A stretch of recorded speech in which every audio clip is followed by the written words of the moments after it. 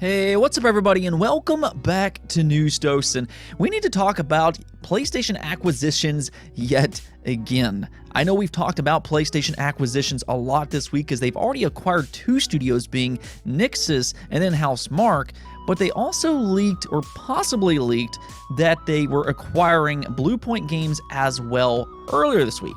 Or did they? Because now some new information is starting to come out that may imply that they did not acquire Bluepoint Games after all. So we're going to kind of talk about that today and see what's happening over there. Then on the other side of things, we need to talk about Xbox in Japan because they are surprisingly doing very well in Japan, and this is a really good sign going forward, so we will talk about that as well. With that said, though, let's go ahead and start off with some really good and relieving news, and that's for the PSP Store. Now, earlier this year, of course, PlayStation very infamously announced that they were going to close the PSP, Vita, and then the PlayStation 3 store later this year. Fans did not particularly take that news too well, and it's probably the most backlash that I've seen PlayStation take in a very, very long time, and thankfully, they did backtrack on that initial decision. Now, instead of closing all three stores, they decided to only close the PSP store, which is going to take place today. Yes, unfortunately, PSP owners will no longer be able to access the PlayStation Store on their PSP to make purchases for games or DLC. And I know that's very unfortunate, and this is kind of what happens with the future of digital games. There's definitely some pros and cons with digital games, of course, but yes, the PSP Store will be no more. But there's actually some good news here because they actually posted an update today that you'll still be able to purchase and play PSP content that is available on the PS3 and PlayStation Vita stores. And that is just absolutely fantastic news. I know when they first announced that the Vita store in specific was going to go away, I went on a bit of a buying spree, and I bought up a lot of Vita games because I really do like the PlayStation Vita a lot. I know it's not necessarily the most popular console in the world, but it's a very good console in my opinion, and I still play that thing to this day. And one of the reasons I do like the Vita so much is because not only can you play PlayStation Vita games, but you can also play a lot of legacy games on there, whether that be the PlayStation 1 or, in this case, the PlayStation Portable. So to hear that you still will be able to purchase PlayStation Portable games on your Vita or the PS3, I think that's just absolutely fantastic news. And now, let's just kind of hope that PlayStation keeps the Vita and PS3 store alive for a long time coming. Next up, let's talk about Nintendo and the possibility of more future mini consoles. Now, so far, Nintendo has released the miniature NES as well as the mini SNES, and those were both very popular releases. They went on to sell out extremely quick, and I know some of that was due to scarcity, but fans obviously like these mini releases by Nintendo. There's a lot of nostalgic for these consoles, and you know what? There's a lot of good games for these consoles, so releasing these mini consoles, not only can people get some good use out of them, but they're great collector items. But we haven't really seen or heard anything about a new mini console in quite some time, so there is that question, will they do more of these in the future? I mean, a new Nintendo 64 mini sounds pretty awesome, right? The Nintendo 64 is one of my all-time favorite consoles ever. That there's so much of my childhood on the old Nintendo 64, and if they did a Nintendo 64 mini, yeah, I would be all in for that. And it is the Nintendo 64's 25th anniversary, so this would be the perfect year to do a release like that. But what's the chances of that actually happening? Well, this is where things get really interesting because apparently during a Q&A, a shareholder suggested that the Nintendo Classic Mini Series could be a new way for parents who no longer play games to come into contact with Nintendo IP again. This was reported by Video Game Chronicles, and the response to this was highly interesting. So let's just go and check out what Nintendo's president Shintaro Furukawa had to say. We always want our products to be played by people of all ages, from children to adults. In fact, after being in the video game business for many years, we believe that there is now a very wide range of generations who have adopted Nintendo consoles. We will continue to examine the possibility of offering classic content such as with the NES and Super NES Classic mini-series, as well as our online services as a way of communicating the appeal of our products to different generations.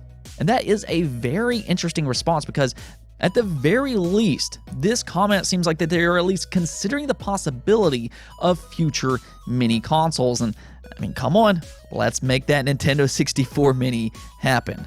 But I think that there's another possibility here as well, because if you actually look further into the comment, he does also mention their online services. And of course, they do have Nintendo Switch Online with that classic library. I know their offerings on that service can be a little strange to say the least, but it is still a way for them to offer classic games, so we can't completely rule that out either. Preferably, though, I do think that they should continue making more miniature consoles because they've had a lot of success with them already.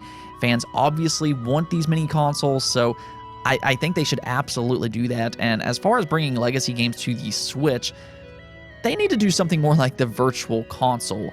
I mean, I get the whole Nintendo Switch Online thing as a subscription plan, but the Virtual Console was just superior. If you're looking for a reason to own the Nintendo Wii U, right there's your reason. The Wii U had a great Virtual Console, and for that matter, the new 3DS XL and the new 2DS XL had a good Virtual Console. And both of those, I think, are superior to what the Switch has with Nintendo Switch Online.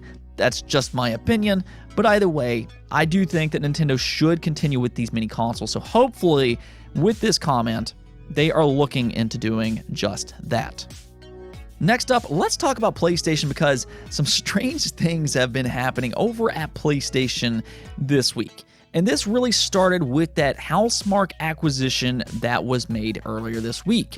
So what happened was that when they acquired Housemarque, all of their official Twitter accounts then started to post that they acquired Housemarque on Twitter.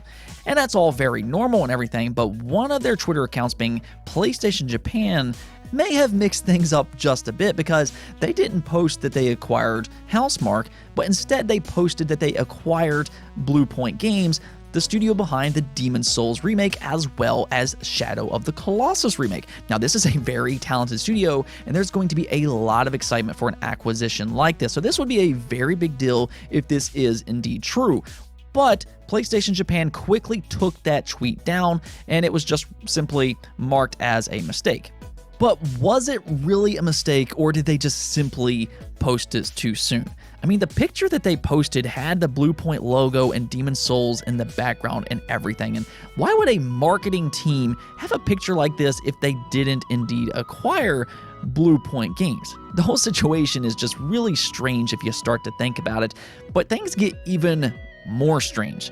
Because now that all this speculation is out there that Bluepoint Games is an official PlayStation studio, Bluepoint Games has actually now updated their Twitter profile stating that they are a fully independent, self-funded studio.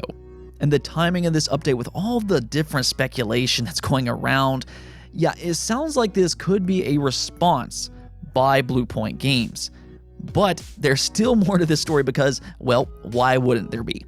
So even though they did post this update to their Twitter profile, there's still a lot of speculation that maybe this is just simply Bluepoint Games doing a bit of misdirection here. And one of the reasons that fans believe this was because there was actually a typo in this update. Instead of it saying Bluepoint Games was a fully funded, self-independent studio, it actually said Bluepoint Game. So there was speculation that they were doing a bit of wordplay here.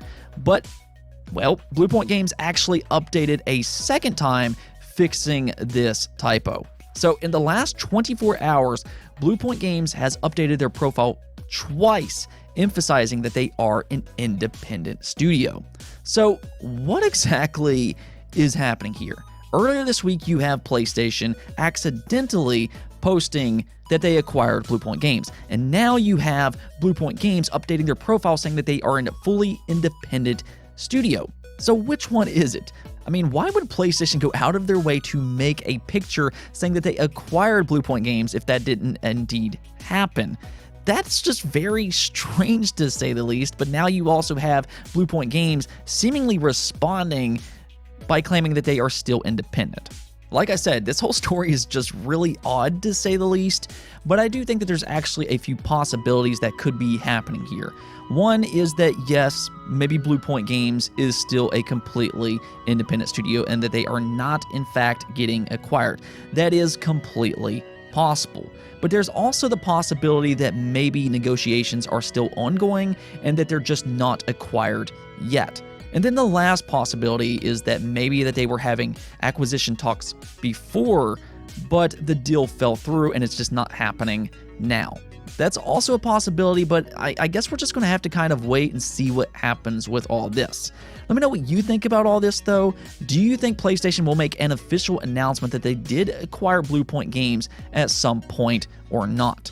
Let me know in the comments below. Let's move on over to the Xbox news, though, and we actually need to talk about Xbox in Japan.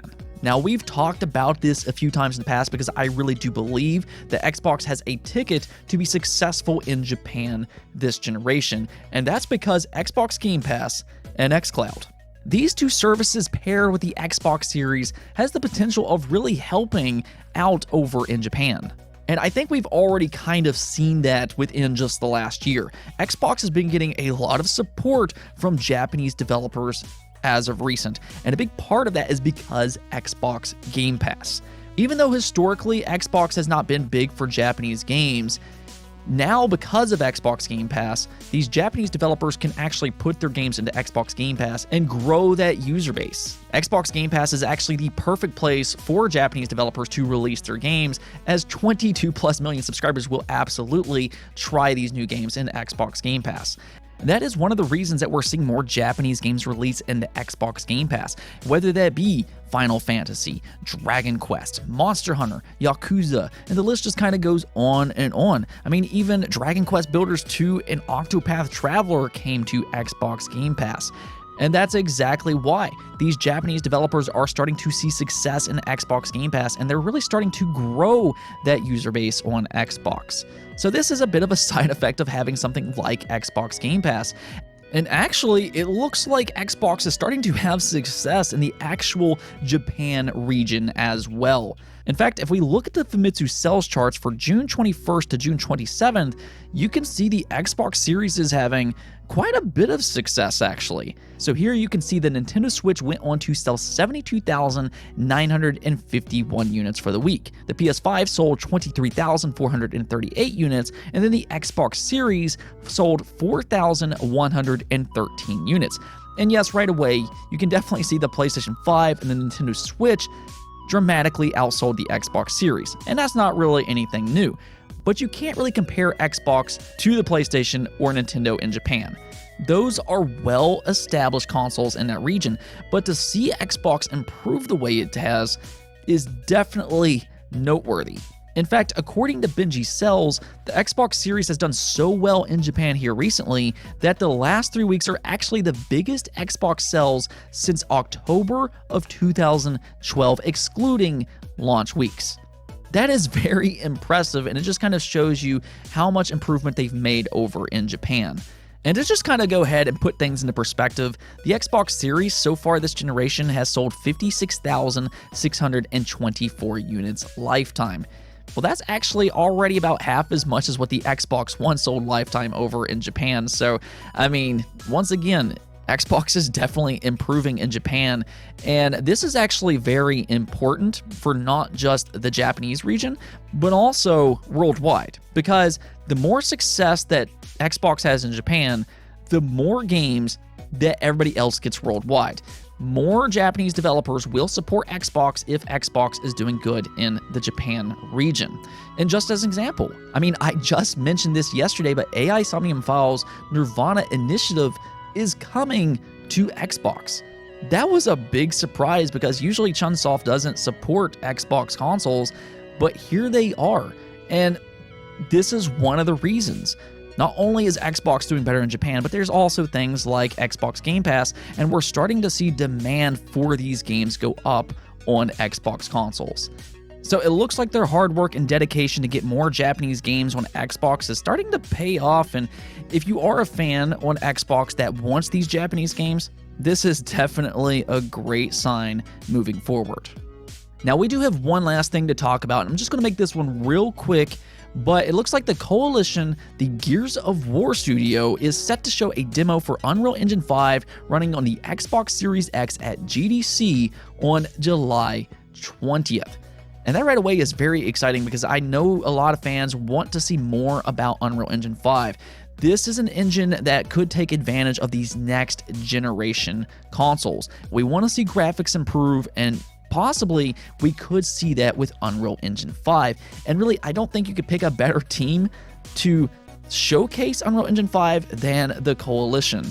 The Coalition is an extremely talented studio, but they are masters of Unreal Engine. In fact, Gears 5 Hivebusters on the Xbox Series X is debatably the best looking game visually on these next generation consoles so far. So the Coalition does great work with Unreal Engine. So with this new demo and them talking about the inner workings of Unreal Engine 5 here at GDC on July 20th, this could be a really good showcase of what these next generation platforms are capable of. And for that matter, if you are a fan of the Coalition or Gears, definitely pay attention because they will be using this technology in their next game or possibly games. We have heard rumors that they might be working on a new IP as well. But yeah, definitely keep an eye on this GDC demo by the Coalition on July 20th. And on to our final topic of the week. We talked about this yesterday, but there's some controversy surrounding this new Ghost of Tsushima Director's Cut. And more or less, that's because of the pricing. So I thought I'd ask you all, do you think Sony is right for charging owners of the Ghost of Tsushima PS4 edition $30 to upgrade to the Director's Cut PS5 edition? And you all definitely do not agree with this, with 83% of you saying no. But right away, as soon as this poll went live, I kind of realized that there was some confusion about how this upgrade actually worked. So I had to actually pin a comment, which I will post here, of how the upgrade actually works. And you know what? When you look at it, it is kind of confusing overall. That's something that PlayStation really needs to work on. But as you can see here, it's the original owners of Ghost of Tsushima that's kind of getting the shorter end of the stick here. If you don't own Ghost of Tsushima, you can just buy the PS5 Director's Cut as a standalone title for $70. Or if you want the PS4 edition of the Director's Cut, you can buy it for $60. It's pretty much a standard PlayStation game. But for current owners of Ghost of Tsushima, they're actually paying an additional $30 to play the PS5 edition of this game. That's where a little bit more of this controversy lies, because you do have to pay a $10 upgrade, and then you're paying $20 on top of that to get the expansion. Now, something that we've been seeing this generation is that a lot of these publishers are actually giving next generation upgrades for free, but we're not seeing that in PlayStation's case. Now, the expansion being $20 is a little bit more understandable, but the upgrade for sure, that's going to be a little bit more controversial, especially for the original supporters of this game. So I can definitely understand why there's some people upset with the pricing of this Director's Cut. With that said, if Sony wants to do anything like this in the future, at least try to make the upgrade path a little bit less confusing, because it is a little concerning when you start to look at that on paper. There's a lot of different options here. Regardless, like I said yesterday, I know the pricing may not exactly be ideal with this game, but at the very least, we're getting more Ghost of Tsushima, and that's a good thing. So there is that. Anyways, though, that's it for this episode, but if you liked the video, don't forget the bell notification and subscribe button for more content just like this. Also, if you'd like to support the channel through Patreon, thank you for making this content possible. Peace out.